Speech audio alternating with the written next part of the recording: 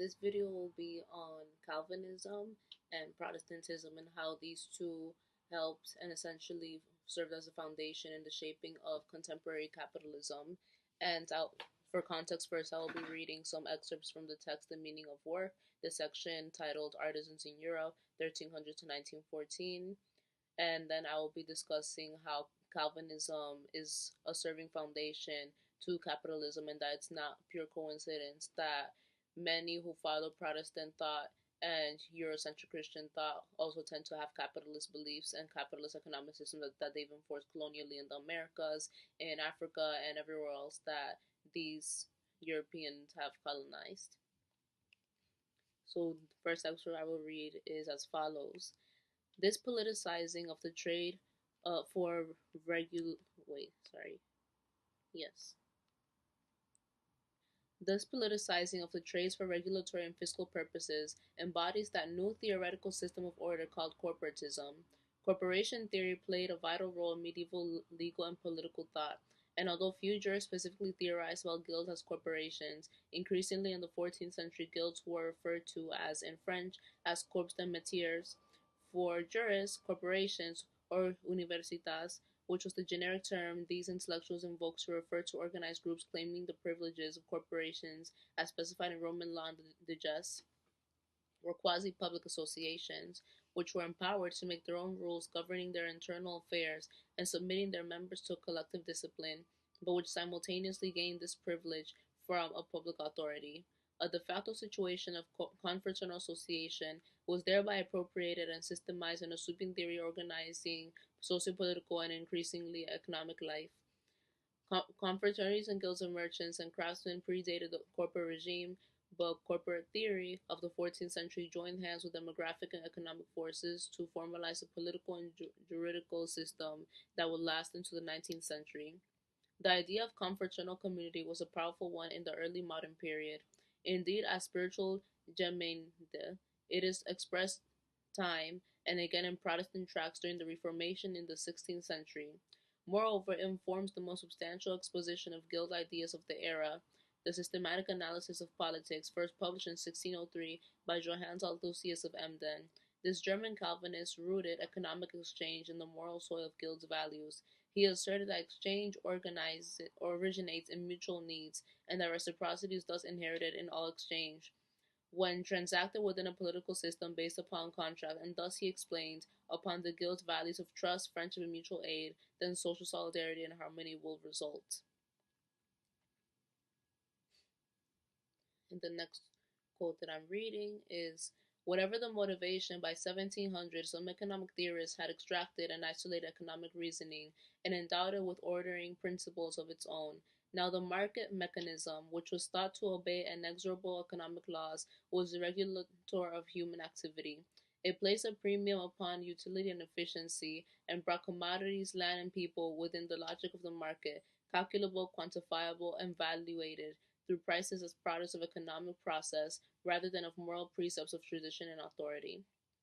Bringing people as objects into the logic of the market, of course, had profound implications for how labor was conceptualized. Indeed, fully trusting the market mechanism to regulate labor and discipline laborers was an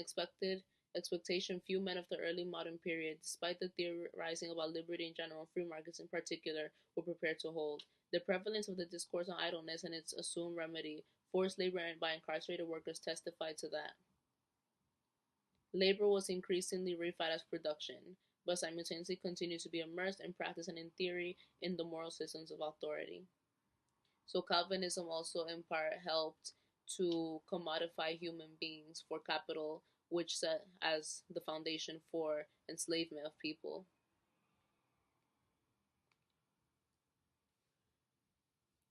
And the next quote that I will read, of course, the men voicing these views on idleness and work were prescribing a regime applicable not to themselves, but to those of inferior social ranking whose lot it was to labor. Here they betray a deeply held belief in a supposed naturalness of rank hierarchy, that certain people are naturally situated in society to perform certain functions. Obedience, servitude, and hierarchy were thus thought to go hand in hand, and were all legitimate by nature and thus by God, and labor as a form of discipline situable to certain ranks of society was assumed to be entirely natural and good. So this quotes that I just read is referencing capitalism, slavery, and all these other isms that make up the progressivisms of capitalism and imperialism and colonialism, and that Calvinist thought, which originated in the medieval period in Europe around the time when craftsmen guilds were popular, and then they started to become less unionized, like with the infiltration of and influenced by the Romans, etc. So Calvinist thought capitalism is rooted in the Calvinist concepts that poverty is a punishment for sin, and that wealth brings you closer to God's kingdom, to the kingdom on the hill, like how the pilgrims thought, and that the more wealth you have, the closer you are to God's kingdom, and that some people are more disposed to having to labor without receiving money in return, because labor is like a more obligation to toil for your master. And then these are the ideas that were used to justify enslavement of Africans. Like this white supremacist misinterpretations of the Bible by these white supremacists who used it to justify slavery and to justify their actions. And also, another quote in the Bible that many white supremacists love to quote is the concept of the beast of the field, which they used to refer to Africans and other peoples who they enslaved, that they believe that they were justified as enslaved because, according to them, they believed that these oppressed nationalities were beasts of the fields, and that they belong to these fields and to toil, to so-called repent themselves for not being white, for not being Protestant, and to have to accept assimilation in order to survive and in order to be so-called saved from their sins. And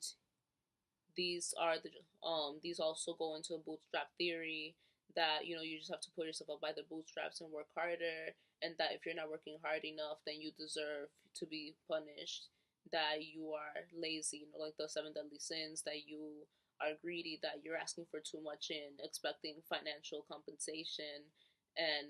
aid from the government, that you're a welfare queen, which was the term popularized under Reagan in the US, the Reagan administration